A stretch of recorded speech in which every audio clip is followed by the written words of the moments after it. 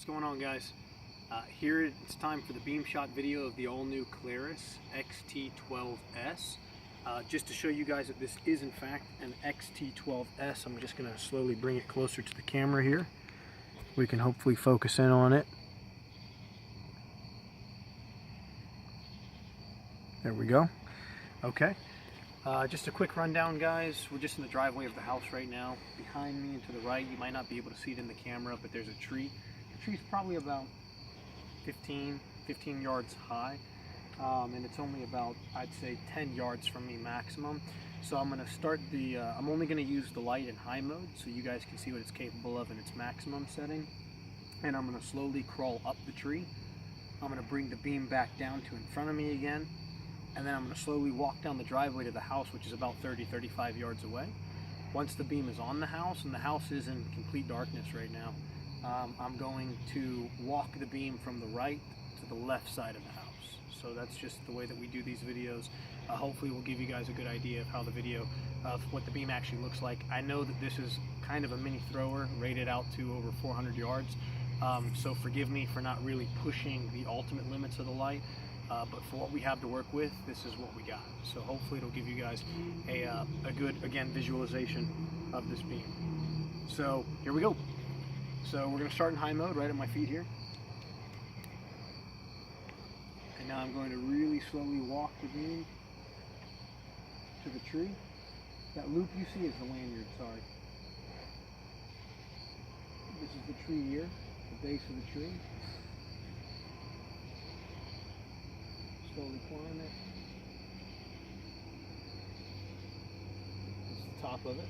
I'm going to slowly bring it back down.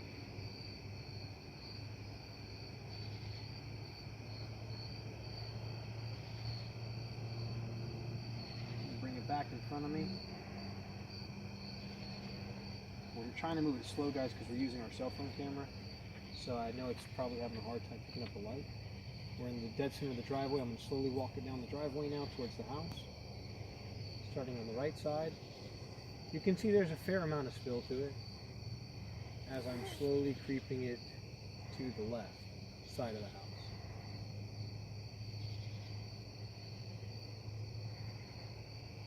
I'm going to walk back to the right one time.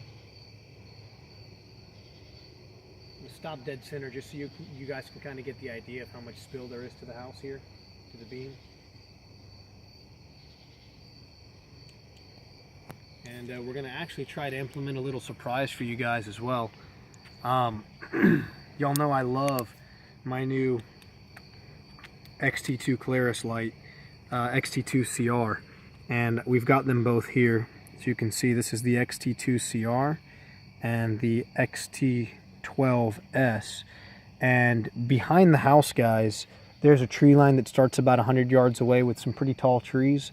So we're going to see if the camera can pick up the differences in beams here. Remember that the XT12S is rated at about 4 times the intensity with the exact same amount of lumens that the XT2CR is.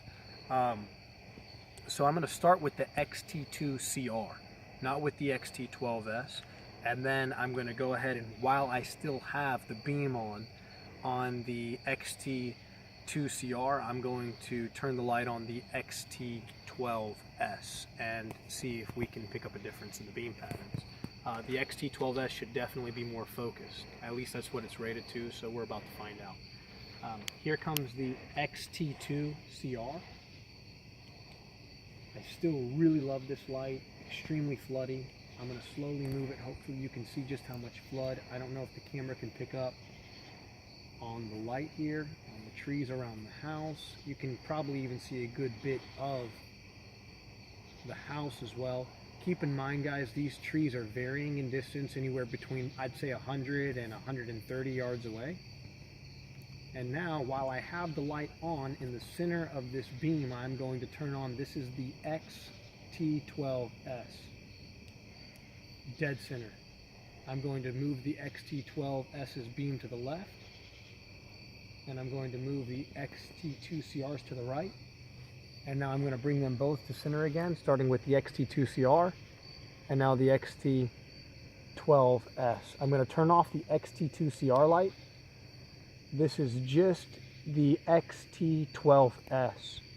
You can see just how focused. I'm not sure if it picks up in the camera or not. There's usable spills certainly, but it's not near as useful as the XT2CR's is. However, the central hotspot makes the trees so visible in that hotspot. It's unbelievable. I mean, it is really awesome.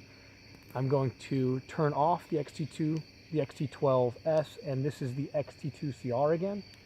Just so much more spill.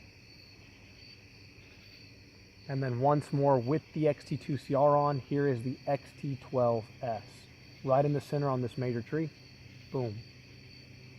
And I'm going to slowly move it left while I keep the XT2CRs on. So guys, I'm going to cut them both off. It's about to get dark.